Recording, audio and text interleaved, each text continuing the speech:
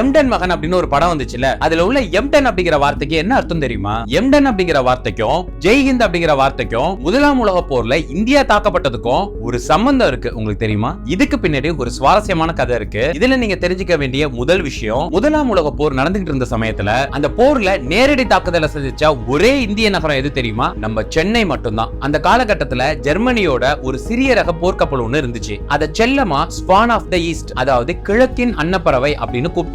German பிரிட்டிஷ்காரங்களை தொடர்ந்து தாக்கிக்கிட்டே இருந்தாங்க. வங்காள விரிகுடா கடல்ல ரோந்து போயிட்டு இருந்த பல பிரிட்டிஷ் வணிக கப்பல்களை தொடர்ந்து தாக்கி மூழ்கடிச்சுக்கிட்டே இருந்தது இந்த ஜெர்மன் கப்பல். அந்த நேரத்துல அவங்களுடைய அடுத்த இலக்கு என்னவா இருந்துச்சுன்னா, பிரிட்டிஷ்காரங்களோட அதிகார மையமான சென்னை தான். 1914 வருஷம் செப்டம்பர் 22 நைட்டு சுமாரா ஒரு 9:30 மணிக்கு பிரிட்டிஷ்காரனோட கடற்படை கண்ணுல மண்ணை தூவிட்டு இருட்டுல சத்தமே இல்லாம சென்னை துறைமுகத்தை நெருங்குச்சு அந்த ஜெர்மன் போர்க்கப்பல். இதுக்கப்புறம் துறைமுகத்துல இருந்துகிட்டே ஆங்கிலேயர்களுக்கு சொந்தமான பர்மா ஆயில் கம்பெனியோட பிரம்மாண்டமான எண்ணெய் சேமிப்பு கிடங்குகளை குறி வச்சு தாக்க ஆரம்பிச்சது. வெறும் 10 to 15 நிமிஷத்திலேயே கிட்டத்தட்ட 130 பீரங்கி குண்டுகளை சென்னையை நோக்கி வீசிச்சு அந்த கப்பல். இதுல பல எண்ணெய் கிடங்குகள் கொழுந்து விட்டு எரிஞ்சது. சுமாரா 3 லட்சம் கேலன் எரிபொருள் எரிஞ்சு நாசமா போச்சு. துறைமுகத்துல இருந்த வணிக கப்பல்கள் சேதமடைஞ்சதோட மட்டும் இல்லாம உயர்நீதிமன்ற சுற்றுச்சுவரிலையும் குண்டு விழுந்து சேதத்தை ஏற்படுத்தியிருக்கு. இந்த தாக்குதல்ல 5 பேர் இறந்து போயிருக்காங்க, 13 பேர் காயமடைஞ்சிருக்காங்க. இந்த சம்பவம் சென்னை மக்கள் கிட்ட